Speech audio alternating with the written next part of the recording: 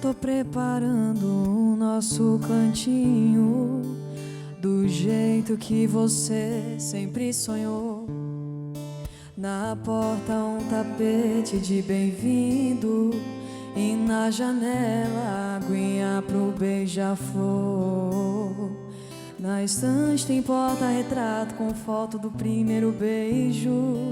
Na sala aquele carpê que você viu e gostou. Pequenos detalhes a gente arruma com o tempo. O importante é que aqui nessa casa habita o amor. Meu e seu e meu, nosso amor. As paredes pintadas, a cor preferida, até o nosso gosto é igual. E se falta dinheiro, a gente dá jeito. Tem crise em qualquer casal, não faz mal. A nossa riqueza é sentimental, não faz mal. Minha mega cena, meu prêmio ideal. As paredes pintadas, a cor preferida, até o nosso gosto é igual. E se falta dinheiro, a gente dá jeito. Tem crise em qualquer casal, não faz mal. A nossa riqueza é sentimental, não faz mal. Minha mega cena, meu prêmio ideal é você. É você. É você.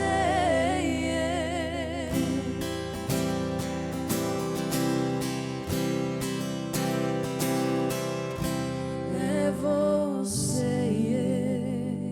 Júlia e Rafaela, mas qual é qual? Eu sou a Júlia. Então, a Júlia é a de franja, de e a franja. Rafaela é a que pôs o cabelo para trás. Cabelo curtinho também, né? É, não, as duas isso são aí. lindas. Quantos anos vocês têm? 17 anos. 17 anos, já estão despontando e fazendo sucesso, porque a irmã mais velha botou um vídeo no Facebook e aí, ó, que beleza as redes sociais ajudando, isso né, aí. na divulgação. Foi a Camila, nossa irmã mais velha, que colocou lá no YouTube Ah. um vídeo nosso cantando. Ela fez um canal pra gente quando a gente tinha 13 anos de idade. E a galera começou a assistir a gente e a gente tá aqui E era bem caseiro, né? Os vídeos eram Hoje, bem... hoje vocês têm 1,5 milhão de fãs no Facebook. É isso aí. E no YouTube, quase 400 mil inscritos, com 35 mesmo. milhões de views. E foi muito rápido, né? Foram 3 anos, a gente já está com vários trabalhos. A gente está lançando o nosso terceiro trabalho agora. Então, a gente conseguiu, em menos de um ano, um escritório e uma gravadora, que é a Universal Music. Então, foi muito rápido para a gente. A gente também nasceu na fazenda e ter que sair da fazenda para ir para a cidade. Foi bem... Talento de vocês também, porque a voz de vocês é muito É bonita, é muito boa. boa. Com quem que vocês aprenderam a cantar? Olha, assim, na nossa família ninguém canta, ninguém toca, nada. E quando a gente tinha 5 anos de idade, a gente levava gado com meu pai e ele colocava Teodoro Sampaio pra gente ouvir, modão mesmo. E a gente ficou apaixonada, assim, porque minha família é apaixonada por música sertaneja. Vocês são um de Mato Grosso do sertanejo- Sul. Mato Grosso. Mato Grosso. Isso, de Campo Verde. Ah. É um E aí a gente sertanejo começou a cantar raiz com 5 mesmo, anos né? de idade. Com 6 anos a gente participou do primeiro festival de música, que minha mãe é apaixonada por festival de música. Imagina as duas gêmeas lá cantando o Beijinho Doce, das irmãs Galvão. Foi essa música aí que a gente Foi começou. essa? E a gente fez uma versão diferente dessa música. Toca um pedacinho. Vamos. Que beijinho doce que ele tem. Depois que beijei ele, nunca mais amei ninguém. Que beijinho doce foi ele quem trouxe de longe pra mim. Se me abraça apertado, suspiro dobrado. Que amor sem fim. Ah, que delícia receber vocês aqui no programa. Obrigada, Júlia e Mari. Rafaela. Obrigada. Vão animar aqui o Mariana Godoy Entrevista, que hoje também recebe a eterna garota do Fantástico, Isadora Ribeiro, que está de volta ao teatro. E para falar de saúde e bem-estar, a gente também vai conversar com o Márcio Atala, nosso primeiro convidado. Vamos chamar o Márcio aqui para o palco. Vem pra cá, Márcio, faz favor. Até já, meninas. Oi! Eu falei pro Márcio quando eu conheci pessoalmente que ele, pessoalmente, é mais novo. Porque você fica mais velho, mais sério na televisão. Ou no rádio também, quando eu te ouço falando em tom professoral. Mas não, mais jovem pessoalmente. É o fato de fazer exercício também que rejuvenesce as pessoas, né? Não sei, eu vou falar que eu dou muita palestra e nas palestras é isso, né? As pessoas viram pra mim e falam, nossa, achei que você fosse mais velho, achei que você fosse mais sério. As pessoas olham pra mim e falam, achei que você fosse mais gorda. Né, Mauro? Não. Por falar em gordura, você sempre deu dicas para bem-estar. Não vou nem falar para emagrecer, mas é para bem-estar. E o bem-estar tem a ver com não ficar muito tempo no sobrepeso ou perto da linha da obesidade. Você ajudou muita gente famosa a lidar com isso. Mas como é que você entrou nesse meio artístico? Vamos lá. Eu acho que os famosos ajudaram muitas pessoas anônimas a saírem, acho que do sedentarismo e cuidar da saúde. Eu acho que tem esse o exemplo, né? Eu acho que esse que foi o principal objetivo do quadro quando eu criei. Na verdade, eu sempre trabalhei com atleta, até mais ou menos a Olimpíada de Sydney em 2000. Alto rendimento mesmo. Alto rendimento, Olimpíada e tal. Quando eu voltei da Olimpíada, eu reparei que o entorno dos torneios cada vez estava mais sedentário, com mais sobrepeso, e comecei a estudar sobre esse assunto, vendo que o sedentarismo é fator de risco para todas as doenças crônicas, que as pessoas vinham ganhando peso, e aí eu resolvi, logo depois da Olimpíada de Sydney, em 2000, montar um portal de conteúdo para falar sobre esse assunto. Então, começou lá no IG, em 2000. Nossa, IG. IG é mole. vai entregando a idade, né? E aí montei uma revista, comecei a fazer vídeos para companhias aéreas, sempre dando dicas de saúde. E aí, em 2005, levei um projeto no GNT. E aí foi o primeiro programa também chamado Bem-Estar, que começou a falar aí de saúde, de estilo de vida, como o nosso estilo de vida poderia e estourou com medida certa no Fantástico, né? Eu me lembro do Zeca e da Renata Ciribelli. A Renata gravava uns vídeos, às vezes, e ela era muito sincera nos vídeos. Ela falava, estou com fome, eu não quero fazer essa... Mas, às vezes, mesmo quando você não quer fazer, se você se obrigar por algumas semanas, vira hábito, não vira o exercício? Eu fiz um documentário e eu viajei aí diversos países, né? Na Europa, Estados Unidos, na Ásia. E uma das entrevistas mais legais que eu fiz foi com uma neurocientista em Nova York. E ela diz o seguinte, quando você vai sair do sedentarismo, ou você vai mudar a alimentação, não procure nenhuma mudança muito radical, muito intensa.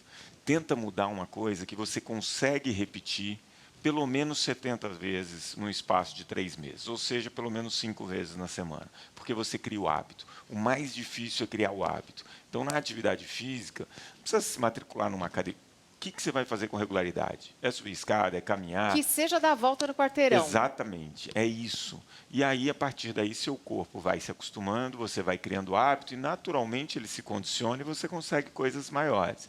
Na alimentação é a mesma coisa. Sabe que a coisa mais legal quando você precisa ou quando você quer emagrecer é você entender como o seu corpo funciona e fazer isso de um jeito que você goste. Isso. Não adianta me mandar comer broto de bambu, gente. Eu odeio comida vegana. Eu quero emagrecer comendo bacon. Dá? Dá. Você não precisa comer 8 fatias de bacon, você vai comer uma. Mas dá. Isso é brilhante, né? Porque você tem muito essa onda de que tem que comer chia, amaranta. Você tem que respeitar e conhecer o seu corpo. Isso é fundamental. Então, eu costumo falar de um americano, um cientista lá, que estava super acima do peso, e ele falou, vou fazer um desafio de 3 meses, comendo só fast food, mas eu vou correr 1 hora por dia. Mas fast food eu paro em 2.000 calorias. Tá. É o que você falou. Eu posso comer bacon? Posso, mas eu comer pouco, né? Come uma fatia de bacon, o gosto vai ficar... vai te deixar feliz. Exato. Em 3 meses ele perdeu 17 quilos, controlou colesterol, glicemia, enfim. Mas é isso. Você, dentro de uma linha de alimentação que você não sofra tanto, que você tenha prazer, com uma quantidade equilibrada e principalmente associada a um estilo de vida com movimento, porque, por exemplo, o sedentarismo hoje é a 4ª maior causa de morte no mundo. A gente acha que não, mas o sedentarismo é algo que vem e se coloca, se instala na vida da gente. Porque quando você é criança, por exemplo, como a Júlia Rafaela e eu, criança numa fazenda, você sobe em árvore, você monta a cavalo, você não precisa de uma academia, você está o tempo inteiro se exercitando sem nem perceber. Quando você mora na praia, você está surfando, você está pegando onda, você não percebe, mas você faz exercício. A partir do momento que você vai crescendo e virando adulto, a janela do carro não tem mais que nem virar a manivela para abrir, a escada do shopping é rolante, você vai ficando sedentário. É um processo, né? Você tocou num ponto que é o crucial, né? O ser humano, ao mesmo tempo que meu corpo ele é programado para o movimento, foi assim que a espécie sobreviveu, o cérebro é uma máquina programada para poupar energia, né? Então, a gente na década de 80 fazia muita atividade física, não é porque essa geração era animadona. É por isso que você falou, menos escadas rolantes, menos elevadores, não tinha vidro elétrico. A gente tinha que levar sacola com engradado de vidro para comprar refrigerante, tinha que trazer de volta. A gente reage ao meio ambiente, né? Então, hoje, o nosso meio ambiente, principalmente depois que a gente vira adulto, ele é com muita tecnologia. Então, naturalmente, o cérebro sempre vai optar por atividades que você tem um menor gasto calórico. E a gente se torna sedentário. Você acha, Márcio, que esse é o principal fator que leva as pessoas ao sedentarismo? Em todas as pesquisas que você já fez, é a modernidade da vida que acabou levando? É isso. Você pega, por exemplo, Copenhague. Nesse documentário, eu entrevistei o prefeito de Copenhague. Lá ele passa de 20% das pessoas que andam de bicicleta há 30 anos para hoje 77%. O que ele falou? As pessoas reagem ao meio ambiente, sempre vão escolher as coisas mais fáceis e mais práticas. É assim que o cérebro funciona. Então ele dificultou a vida do carro, deu toda a estrutura para as pessoas andarem a pé e de bicicleta. Então quando você vai lá, você não consegue ser sedentário. Porque você não consegue se locomover se não for de bicicleta, se não for a pé. Uma carteira de motorista lá custa $30 mil, né? Então, você tem grande parte da população que nem dirige. Então, enfim, outro mundo. É outro mundo mesmo, mas é um mundo que já está acontecendo agora. É isso. Né? É na Dinamarca, não tem problema, mas já está acontecendo agora. E a gente tem todas as condições de ter um país super saudável. Gente, a gente mora... Quanto? Qual é o percentual da população que vive no litoral brasileiro? Então, e você acredita que o Brasil é o país pan-americano mais sedentário? De todos os países, enfim, é o mais sedentário. Sério? É o 4º mais sedentário do mundo. Pois é, até 20 anos atrás, quando eu ia trabalhar na TV Manchete, eu vi o pessoal jogando bola ali na várzea do Rio Tietê, mas hoje não tem mais várzea do Rio Tietê. Mudança de meio ambiente. Não tem nem futebol de várzea, né? Vão destruindo os campinhos. Ô, Márcio, você fez um projeto muito interessante em Jaguariúna, que foi botar uma cidade inteira para combater o sedentarismo e a obesidade. Eu queria que você falasse um pouco dos resultados que você obteve e se também ficaram algumas políticas públicas para serem implantadas depois também. Esse projeto de Jaguariúna é meu orgulho, assim, meu xodó, né? Essa semana até foi aceito, tem uma revista científica, talvez uma das mais conceituadas do mundo, que trata desse assunto, a Obesity, que aceitou esse trabalho científico, então vai ser publicado lá. Foi uma política de saúde pública, tentando mexer no estilo de vida, atividade física, alimentação. Então, a gente capacitou enfermeiros, médicos, agentes de saúde, a gente foi nas escolas, então capacitou professores, mudou ali uma série de dinâmicas dentro da escola, fazia eventos para a população, como, enfim, pedalada, caminhada. A gente fez muita coisa, ficou lá praticamente 1 ano, e a gente conseguiu mudar o comportamento de quase 40% da população. Mas é o que você falou, envolve uma política de saúde pública. Muitas dessas coisas permaneceram na cidade e agora cabe, né, ao prefeito, aos vereadores de lá, darem continuidade, né? Eu brinco que quando eu chego em Jaguariúna, a população fica... Porque é uma pessoa que chegou lá E se preocupou de fato, né? Então a gente, imagina, as pessoas que vão na UBS não tinham nenhum tipo de orientação, nas escolas a gente mudou muita coisa, então foi assim, o projeto que eu mais gostei de fazer. Jaguariúna foi uma experiência muito bacana, né? Foi, tiveram N histórias ali, tem uma que eu gosto sempre de contar. Eu estava numa festa junina onde a gente trocou a moeda, não era dinheiro, era movimento. E uma senhora me procurou, tinha... Você quer uma paçoquinha, paga 10. Paga 10, é mais ou menos assim. E aí, veio uma senhora com um filho, ela devia ter um pouco mais de 80 anos, estava muito deprimida, o marido tinha morrido, ela tinha sido casada há mais de 50 anos. E os filhos falaram, você precisa convencer ela a sair de casa, fazer atividade física. E eu sentei para conversar com ela. Ela falou, eu assisto televisão da hora que eu acordo, na hora que eu vou dormir. Eu fico sentada assistindo televisão, eu estou muito triste. Aí eu falei, vamos fazer uma coisa. Então, a cada hora que a senhora estiver sentada, levanta 5, 10 minutos, anda até a cozinha, volta, anda até o banheiro, volta. Você faz isso toda hora, tá? Eu quero que a senhora faça isso 8 vezes no dia. Você consegue? Ela consegue. E passou. Aí lá para outubro, mais ou menos, ia ter um evento na cidade chamado Piquenique do Atala, que a gente resgatava brincadeiras, tal, no parque para toda a população. E ela chegou e querendo jogar peteca comigo.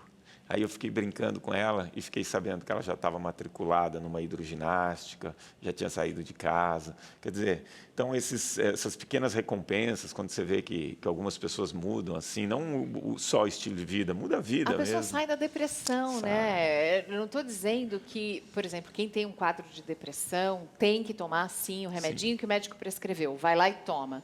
Mas fazer exercício ajuda. E aí não é exercício de 1, 2, 3, 4. Academia também detesto, mas jogar uma peteca, bater naquela peteca, ver ela voar, olha que delícia, né? Tem de alguma coisa você gosta. Nem que seja de dançar. É, né? Verdade. E você sabe que tem inúmeros estudos mostrando isso que você falou, que só medicação, comparado com medicação e exercício, você tem um resultado até 40% melhor quando você associa os dois.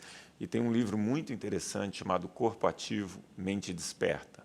É um neurocientista de Harvard que ele fala o seguinte, o principal benefício do exercício é para o cérebro.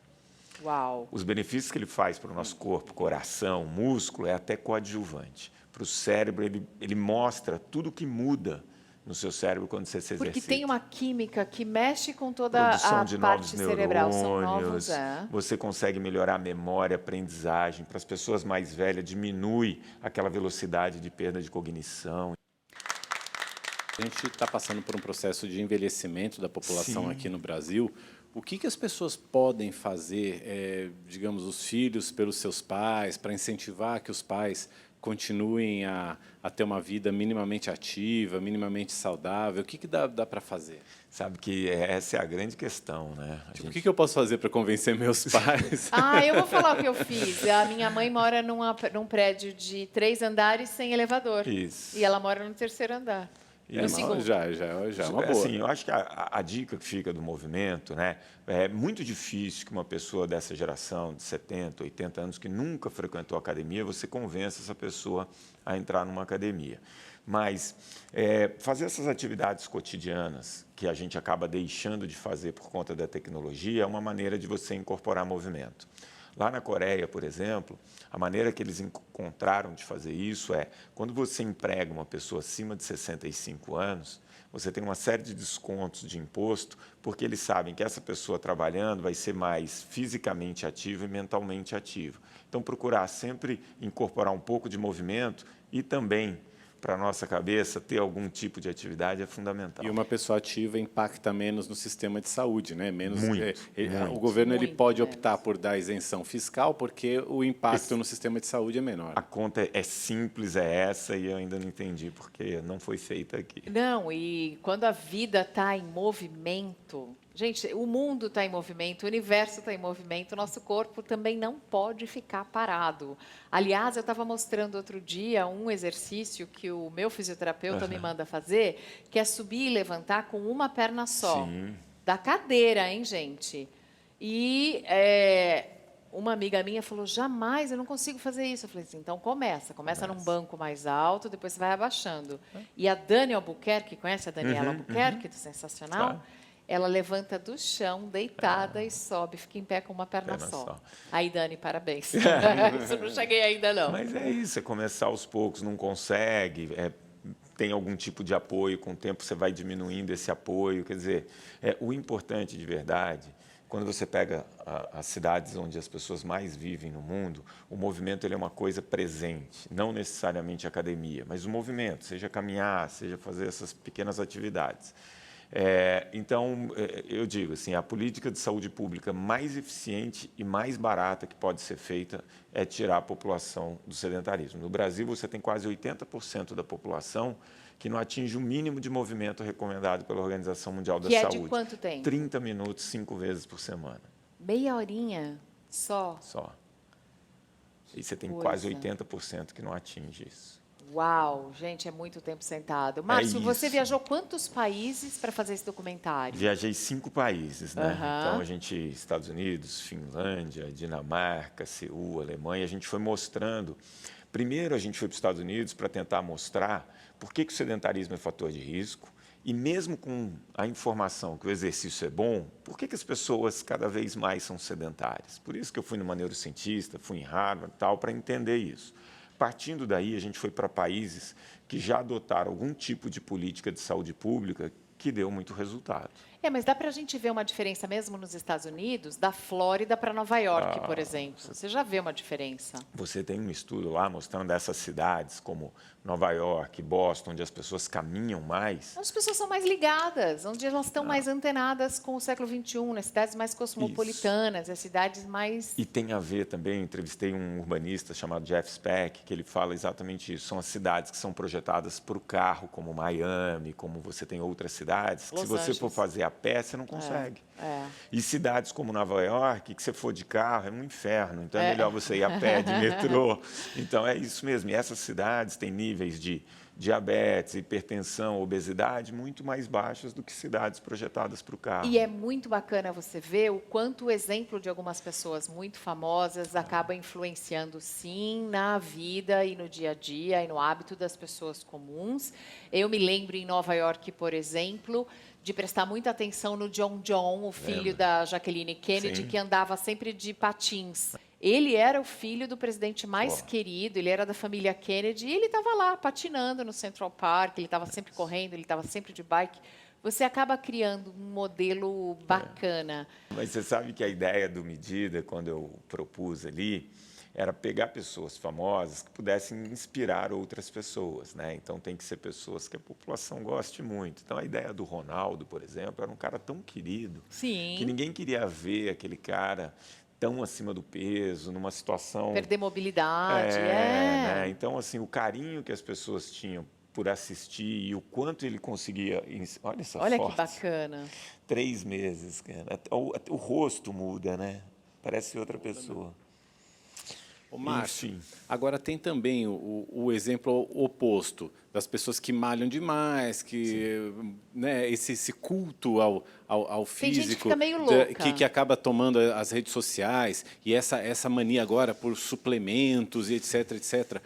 Precisa também que as pessoas vissem que não é bem isso, né? Quando a gente está falando de saúde, não precisa chegar a esse ponto, né? Eu acho que muitas vezes esses influenciadores hoje, né, para o bem e para o mal, no caso delas aqui, a mídia social ajudou absurdamente, positivamente, mas você tem um culto ao corpo que nem sempre é verdade e que passa muito da linha da saúde, né? E acaba que eu, vendo uma pessoa dessa, eu vejo que eu nunca vou conseguir chegar daquele jeito, e eu tento reproduzir aquilo e não consigo, isso gera uma frustração também, que é enorme. Muitas vezes, essas pessoas que divulgam esse estilo de vida e têm um corpo quase que inatingível, elas realmente não contam tudo que elas estão fazendo, né? E isso gera uma frustração muito grande para quem está fazendo. Eu costumo brincar não, mas é sério, sempre o padrão de beleza que a gente teve, ele era atingível pelo estilo de vida que você tinha na época, né? Então, você pegar Roma, Grécia, enfim, toda a história da humanidade. Atualmente, o padrão de beleza ele é inatingível para o estilo de vida que a gente tem, né? É um padrão de beleza da pessoa totalmente definida, barriga negativa, que muitas vezes vai além da linha da saúde. Então, precisa tomar cuidado. Olha, é sempre muito legal ver que hoje a moda absorve as modelos plus size, mas mesmo as modelos gordinhas, as modelos plus size e mesmo as modelos maiores, elas também têm uma preocupação com a saúde. Então, eu vejo algumas modelos se exercitando, sempre em movimento, porque tudo bem você ser grande, o que não dá é para você ser parada, né? Olha, tem um estudo que saiu agora que falando assim, se você não fumar, você beber com moderação, tiver uma alimentação equilibrada, se movimentar meia hora por dia, sua expectativa de vida em relação a quem não faz isso é de 14 anos a mais. É muita coisa, né? É muita coisa. É muita coisa para você ver, para você ser testemunha, para você curtir, para você e com qualidade de vida. E esse estilo de vida leva a um quinto comportamento, que é você ter um círculo social, que também colabora para a qualidade de vida, para a longevidade, para você chegar na maturidade também com a saúde mais em ordem, né? Isso é fundamental. Quando você pega os pilares da longevidade, um deles é o aspecto social, de fato, né? Então, amigos, famílias, você ter esse convívio social, ele é fundamental para você viver mais. O quanto o fato da gente ter hoje um celular na mão das crianças, adolescentes, adultos, jovens e idosos até, atrapalha na hora de manter o corpo em movimento?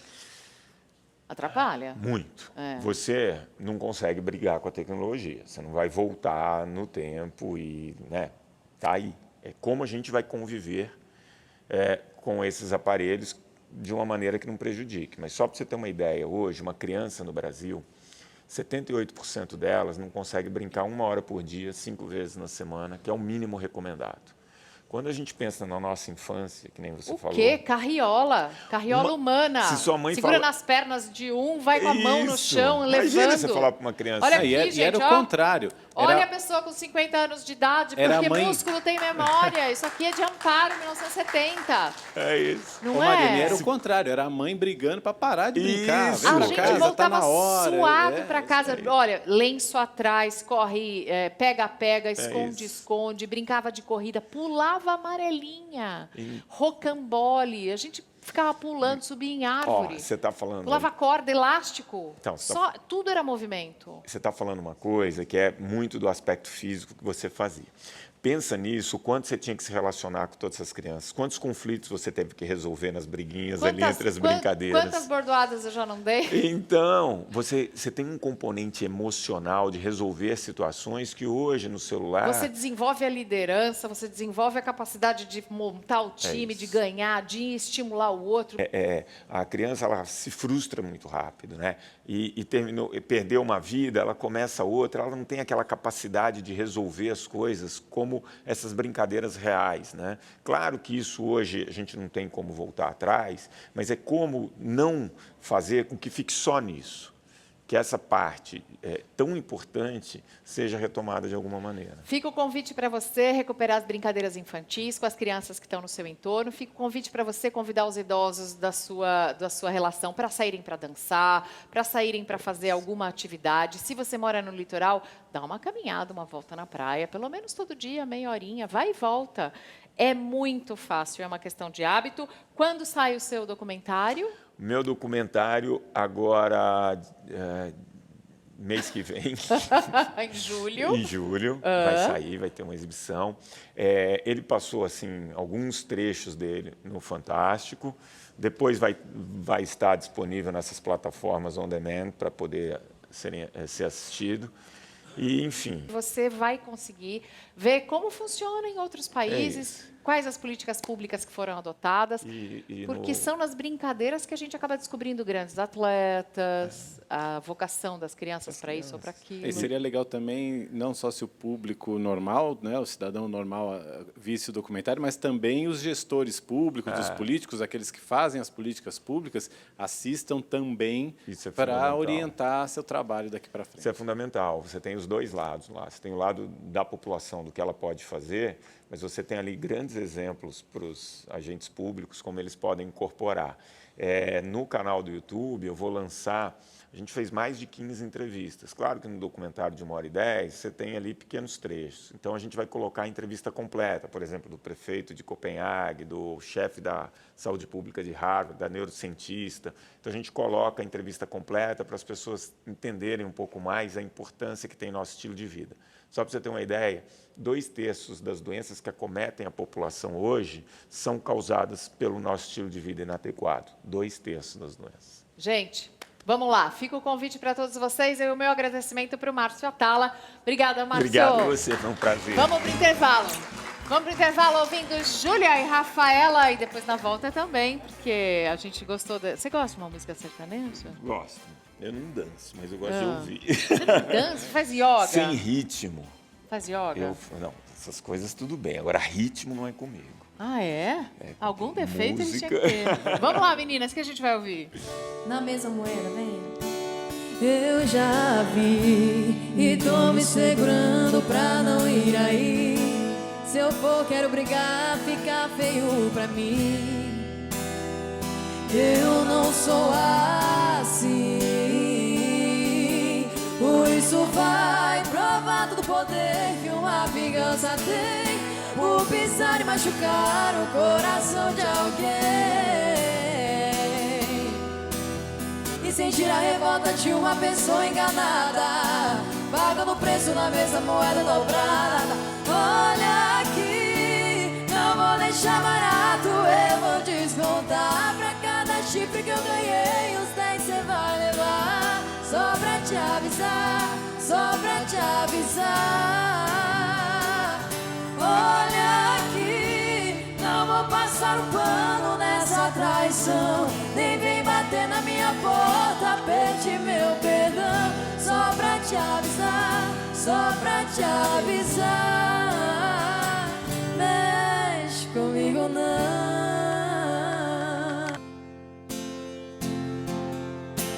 E pensa numa mulher que sofre com o sono tarde e a casa vazia. Janela fechada não faz diferença se é noite ou se é dia. Meu calendário tá virado, hoje é sábado e o porteiro diz que é quinta. Lá vem o síndico com o papel na mão. Eu já nem ligo, é outra notificação, mais uma pra coleção. Agora o trem tá feio, é ordem de despejo e a culpa é toda sua. Você entrou com o pé e eu com a bunda, que pé na bunda. O seu desprezo é bem pior e agora o trem tá feio, é ordem de despejo e a culpa é toda sua. Você entrou com o pé e eu com a bunda, que pé na bunda. O seu desprezo é bem pior que essa ordem de despejo. Quem quiser mais informações sobre vocês, no site da Universal, aonde mais? Tem as nossas redes sociais, que é tudo Júlia Rafaela, bem fácil de achar. E a gente tá com um projeto novo aí. Nosso EP Despertar Ensaio tá disponível nos aplicativos de música e também lá no YouTube, Júlia Rafaela. Eu adorei a letra dessa música. Você entra com o pé e eu com a bunda. Muito boa, né? Adorei. Tá disponível lá no YouTube também. Sertanejo tem que ser essa sofrência? Também faz Olha, parte. a gente não grava assim, a gente não grava tanta sofrência assim. É. Chifre, pé na bunda, a gente grava mais romântico, né? Aham. Mas é sofrência ainda, né? Mas é sofrência. Romântico ainda é sofrência, né? É sofrência ainda. Falando em sofrência, terá uma atriz que sabe levar todas essas sutilezas emocionais para o palco. Isadora Ribeiro. Sem demagogia, uma Obrigada, honra. É uma honra. Depois de lá no Danilo Gentili, que eu amei também, vim aqui na Mariana Godoy, eu tô com a bola toda. O Danilo é mais ainda engraçado. com o Boni sendo entrevistado, meu Deus. Márcio Atala. A entrevista com o Boni foi uma delícia, né? Foi maravilhosa. Foi muito gostosa. Não, ele é o cara, ele é maravilhoso, porque ele é brilhante. Não é querer ficar sendo demagoga, eu sou sincera. Ele é brilhante, ele é talentoso e ele é um ser humano de primeiríssima qualidade. Sim. Eu já vi ele ajudar tanta gente, inclusive eu. Uhum. Ele ajuda todas as pessoas. A Lu, a esposa dele, minha amiga, também. Então, eu não sei como é que a Globo perdeu um homem desse. Ele é o cara, super executivo, top, talentosíssimo, brilhante, incrível. Isadora entendeu? Ribeiro está falando do Boni, que foi nosso entrevistado na semana anterior. E a gente estava gravando no mesmo dia, eles se encontraram no corredor. E a Isadora tem um carinho muito especial pelo Boni, porque ela está fazendo uma peça, ela está viajando já há 3 anos com a peça Diário de Bordo, que foi escrita pela Maria, pela sua filha, né? A Maria Sampaio, ela tinha 16 anos e ganhou o prêmio de jovem escritora. E o Boni elogiou alguns o texto elogios dela, que ela recebeu, o Boni escreveu, ela sabe escrever. E ela lançou também na Geostre 2 livros, né, 2 romances.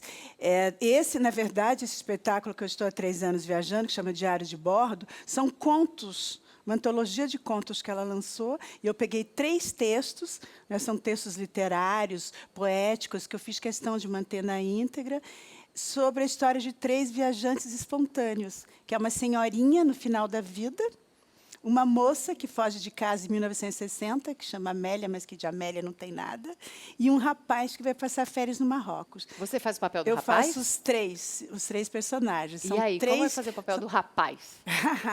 Olha, eu tive que me despojar completamente, né? Assim, não tenho absolutamente nada dele. Andar, voz, eu já tinha feito 2 personagens masculinos antes. Meu primeiro espetáculo foi um vaudeville chamado Sensações Perigosas, do Lisandro Cael. Esse espetáculo, eu fazia um rapaz que era advogado durante o dia e, à noite, fazia programas. Era uma mulher, virava a Jéssica. E aí sabe? você era uma drag? Eu era uma drag, a Jéssica. Né? Eu fiz uma temporada, fiquei 8 meses em cartaz. Depois, a Heloísa Perissé fez no meu lugar. No final, Inês Galvão fez uma peça que eu já fazia um homem, né? Era um homem engraçado e tal. Depois eu fiz um velhinho, que era um velhinho malvado, que era o Trimegistos, do Márcio Trigo. Também um texto infanto-juvenil, né? Super didático, criativo, etc. E eu fazia o chefe dos alquimistas, um velhinho, sabe, com aquela... Era um espetáculo, inclusive, indicado para criança acima de 11 anos, porque, se fosse menos, tinha medo, porque o velhinho ele era muito malvado, muito malvado.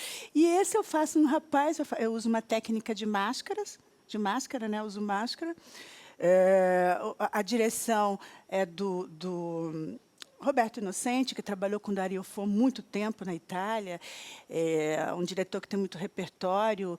E aí ele estava dando um curso de máscara só para professores lá em Curitiba. E aí eu fui fazer, eu queria fazer com 3 diretores diferentes, cada esquete um. Né? Quando eu fiz o curso com ele, eu falei, não, você vai dirigir os três esquetes para mim.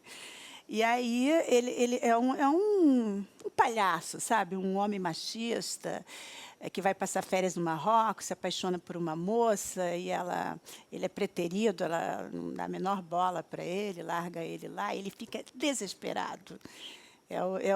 Mas é tudo engraçado, não é, sabe, dramalhão, assim, é engraçado, é o clown do espetáculo.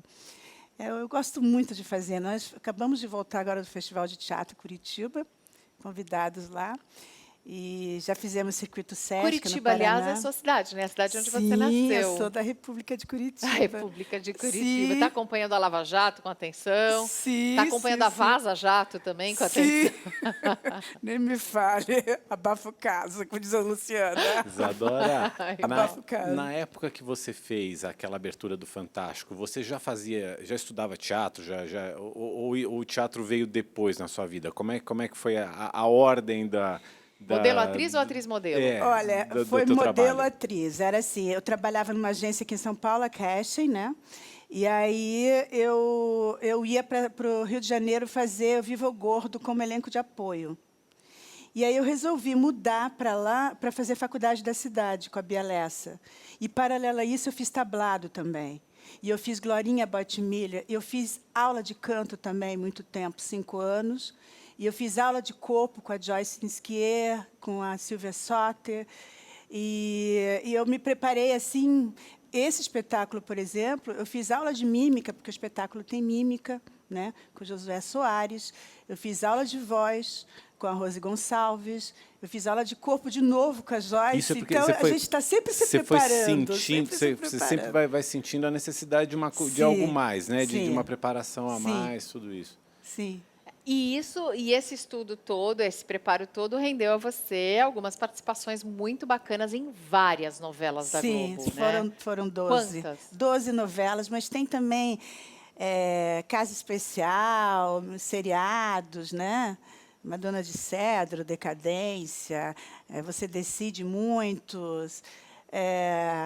Eu nem sei de cor quantas eu fiz, para ter uma ideia. As pessoas falam... Do que você gosta mais? Cinema, televisão, teatro? Eu gosto de tudo. Olha, o teatro, ele humaniza, ele sensibiliza, né? Você vê a plateia aqui, né? Ela está ali, ela está presente, né? Pulsante, né? Você sente Mas eu, quando fazia televisão, eu ensinava para o boomman, para o cara que está segurando o piuí, para o cameraman, sabe? Para o menino que está ali, maquiador, se eu estiver brilhando, entendeu? Eu ensinava para as pessoas que estavam em volta. Eu tenho uma formação teatral por causa da Bia Lessa, do tablado, né? Então, eu não sei qual deles. Aquele que me dá dinheiro para pagar minhas contas. Qual foi a dica mais valiosa que você já recebeu para atuar, ou para algum momento, ou para algum personagem específico? Olha, eu tive algumas dicas assim de pessoas incríveis, porque eu tive a sorte de trabalhar com diretores e esbarrar só em gente maravilhosa, graças a Deus, como o Boni, por exemplo. Mas, lembrando aqui rapidamente agora, tem 2 dicas que eu recebi, que uma que foi do Paulo Biratã, quando eu fui fazer Pedra sobre Pedra, né? Eu tinha vindo de uma coisa de teatro, né? Eu estava com medo de ser over. Eu falei, Paulo, estou com medo de ser over. E aí ele já faleceu, né? Sabe, Paulo Biratã, diretor da Globo. E aí ele falou, Isadora, seja natural que dê certo. Só isso, seja natural. Mais nada. Você não precisa atuar aqui. Seja natural. Isso eu nunca esqueci. Né? Você tem que saber dizer, você tem que ser crível, as pessoas acreditar no que você está dizendo. Isso vale para a vida também, né? Ser natural. E a segunda vez foi uma novela que eu estava fazendo, do Gilberto Braga, e aí eu fui encenar com a grande Fernanda Montenegro e a Jaqueline Laurence. A Jaqueline eu até conhecia, porque eu tinha feito uma novela com ela no SBT. Mas a Fernanda Montenegro, não. Eu estava assim, ó, trêmula. Eu falei, meu Deus, agora, vai ser agora. Eu estava aqui, igual eu estava sentadinha ali esperando você me chamar. Você fica nervosa? Não, com a Fernanda Montenegro, pelo amor de Deus, Mariana. Mas ela é um doce, vai. Não, olha o que ela fez comigo. Aí eu falei, quer saber, vou ser sincera. Aí o diretor lá, vamos passar a cena, pessoal, vamos lá. Vem cá, dona Fernanda. Isadora. Aí fui. Aí passar assim, o texto. Dona Fernanda, dona Fernanda, Isadora. Aí começou a passar o texto, né? O texto na mão, eu falei assim, Fernanda, eu estou tão nervosa. Eu estou com medo de errar, de esquecer o texto, me dar um branco, né? Porque você, a Fernanda Montenegro, ainda por cima tem a Jaqueline Laurence aqui, para me deixar mais nervosa ainda. Vocês vão acabar comigo em cena. Aí ela falou assim, minha querida, olhou para o diretor e falou assim, não era diretor, era assistente, ele que passava o texto antes de gravar. Espere só um pouquinho. Isadora, vamos conversar sobre o texto. Ó. Vamos passar aqui só nós 2, só nós 3 aqui. Ele chamou a Jaqueline, que entrava no meio da cena também. Só nós 2. Vamos passar devagar. Não precisa ficar... Eu sou uma atriz como você. Gente, ela foi de uma simplicidade. Essa mulher é uma deusa. Ela falou, vamos passar. 1 minuto depois, eu já estava...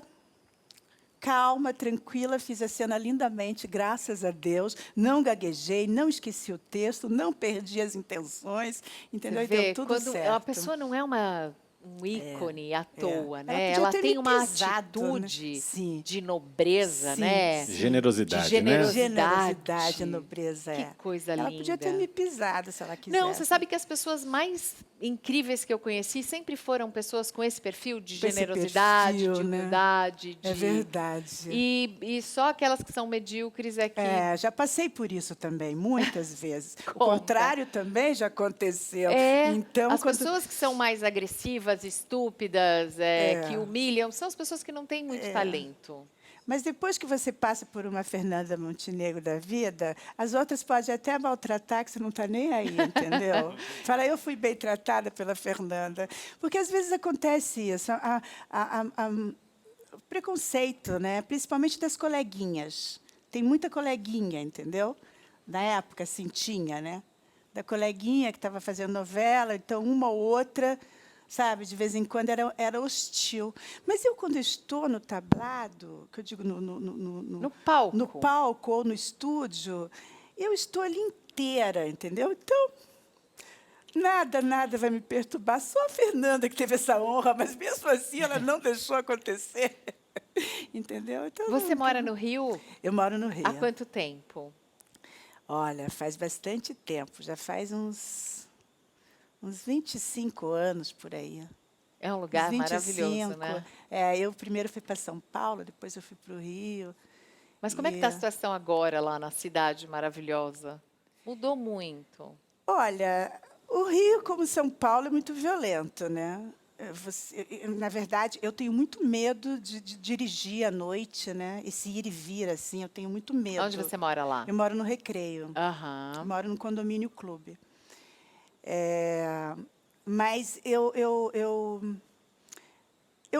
procuro não sair, sabe? Quando eu saio ou com táxi, ou com as pessoas que me levam, ou então vou muito em Sunset Party, assim, sabe? Festinha que é mais cedo. Que é mais cedo. E aí, 9h da noite, eu já estou em casa. Porque eu tenho medo mesmo, eu cuido, eu não dou asa à oportunidade. Não dou. Me conta um pouquinho mais do seu espetáculo, para aonde ele está no ar, então, para deixar o serviço para todo mundo que quiser ver Isadora Ribeiro nos palcos. Sim, nós fizemos três temporadas no Rio de Janeiro com o Diário de Bordo, que é esse espetáculo que eu te falei que eu faço sozinha, né? O meu produtor, o Guilherme Oliveira, que me chamou para fazer essas temporadas. Nós fizemos no Vanucci, na Gávea, Princesa Isabel, em Copacabana, e encerramos no Festival da Diversidade, no Cândido Mendes, que é em Ipanema. E aí começou a trilogia dos espetáculos da diversidade, que fala sobre a pluralidade, sobre a igualdade, a diferença. É um olhar, uma perspectiva diferente sobre o mundo LGBT, que são os espetáculos do Guilherme. Espetáculos muito bem escritos, estilo Almodóvar, sabe? Tem a Luz Vermelha, Em Nome do Filho, e Odeia Elza em Você. E como eu tenho um carinho muito grande por eles, e eu sou a madrinha desse festival, eles me chamaram para participar. Você vai fazer Odeia Elza em Você. Vou ser uma drag queen. Cici Manon. Entendeu?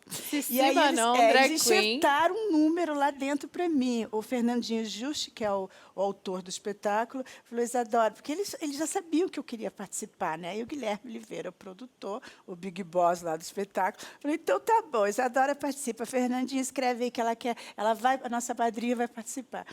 E foi muito bacana, porque nós fizemos toda a caracterização, aquela peruca mesmo da drag, que foi o Luli Hair, que fez aqui de São Paulo, uma roupa maravilhosa que a Michelle fez. Então, é uma drag que é chamada para participar dessa comédia musical que é Odeia Elza em Você. Então, eu faço um número dentro desse espetáculo que existe. Estreia agora sexta-feira, nessa semana, e segue um mês. Ótimo.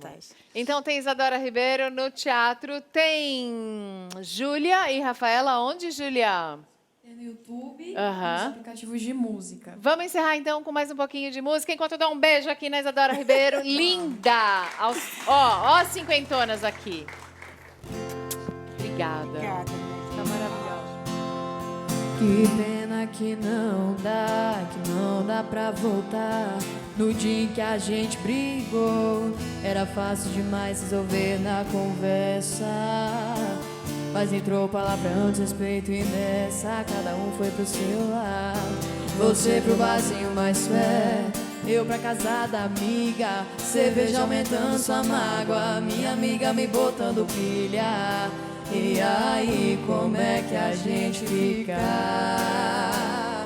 Fica com saudade um do outro, fica bem, bem no fundo do poço. Coração já mandou cancelar essa briga.